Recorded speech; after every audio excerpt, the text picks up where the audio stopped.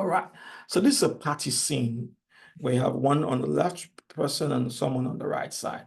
At this company's party, each person on the left is experiencing some clutches in their stomach and their breathing is getting constricted. But the person on the right and the person on the left, okay, the body is sending a common signal. And that signal is a discomfort. They are both experiencing discomfort as an emotion. That's discomfort as an emotion. What are they doing with it? How are they interpreting that discomfort? That becomes feeling as a cognitive labeling process. Feeling as a cognitive. So the person on the left side, how does she label the discomfort as an emotion? She probably said she labeled the feeling as awkward because perhaps I don't know many people here. I don't know too many people here. I feel shy. I feel that, you see, the story within is influencing the interpretation of the trigger without, and is now leaving her with a feeling of awkwardness. But that was not the original emotion. The original emotion was what? Discomfort. Another person, on the other hand, experiences the same thing and labels that discomfort as, ooh, a time for me to break my comfort zone and go in because I'll be excited to meet new persons. See, the labeling is now the unique differentiator. Right. So both of them, the same emotion, but 6 seconds, 10 seconds, 1 minute after, no longer an emotion, now a feeling, and one person is outside, moody, and the other person is having a great time. But remember, they had the same emotion. And you want to ask yourself, over time, when this repeats itself, we have patterns that are established. Soon people begin to say, I am not a party person. I'm not an outward going person, because they've taken the feeling to the discomfort, to the feeling to the discomfort, and one pattern is established. We now lead to what we call automatic thoughts. Just by hearing the word party, they say, hell no, not me. I can't go there. I don't do this kind of thing. And oh no, I can't. A pattern has kicked in. But remember, they created that pattern. Another person does the same thing and goes, oh, great. That means I get to build my business networking. I'm going to go make some sales. I'm going to pursue this. Oh, fantastic. Why didn't you tell me on time? Let me go get a nice shirt and let's get this going. See, the labeling or the intelligence they added to the same emotion is literally giving two different results. And that's why it's critical as we go forward to empower the upcoming generation and you with the intelligence that is added to emotions. That's why I love emotional intelligence. But let me dive in even more. If you can, take a picture of this. I mean, I really love this from neurolinguistic programming when they talk about their communication model. That if you look at it from the right side of the screen, actually, when an external event hits you, it's almost as much as 2 billion bits of information data. But it's hitting your 5 senses, okay? It's hitting your 5 senses. That's your 5 senses is your connection to the physical world, your eyes, your ears, your sense of touch, your smell. That is processing what? 2 billion bits of information. So when it hits you, you're going to be overwhelmed. So you have filters, or what we call reticular activating systems, that are going to filter it based on the previous internal representation you have had.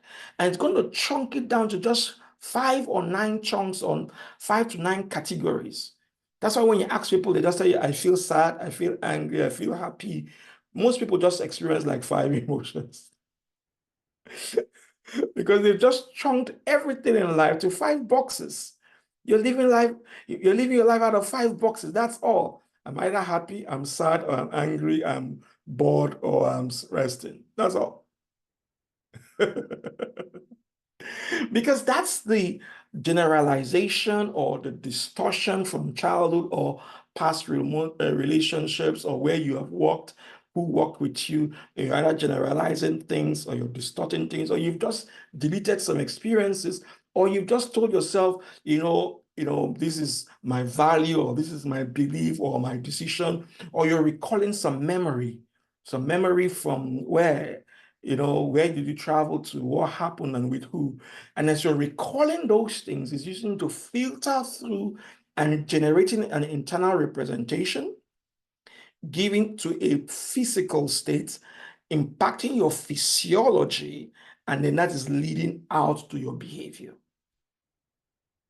So when you look carefully, therefore, you then ask yourself, what's really going on with me? Is the problem the external event, what he said to me, what she did to me, or is it the internal representation?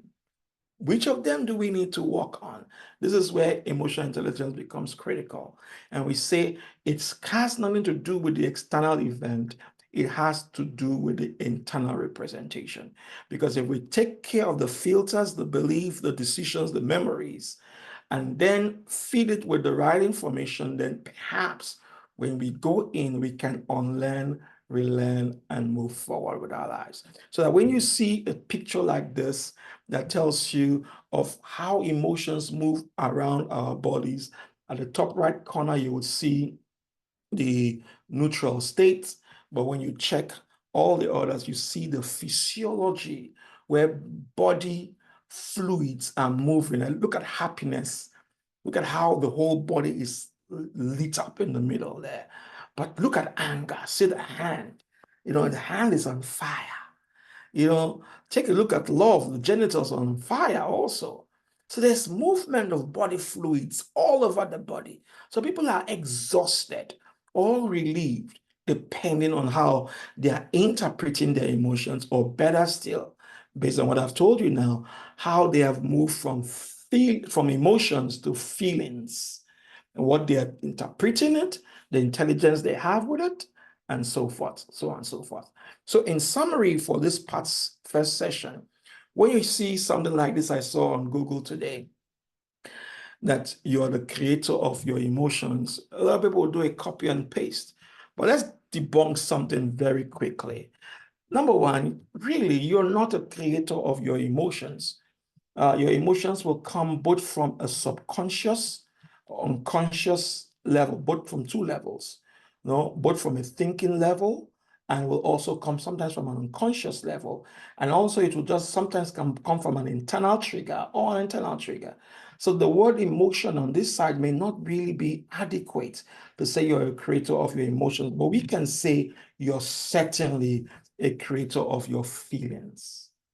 Okay, certainly you're a creator of your feelings because you're making a choice of how to interpret that emotion with respect to your objective. And if you do something differently based on each of the competency skills or some of the tools I will give you today, then perhaps rather than being a victim of your feelings, you can turn them around and use them in a way that is helpful. In fact, in the language of positive intelligence, we say you can turn it into a gift and into an opportunity. And that becomes intelligence.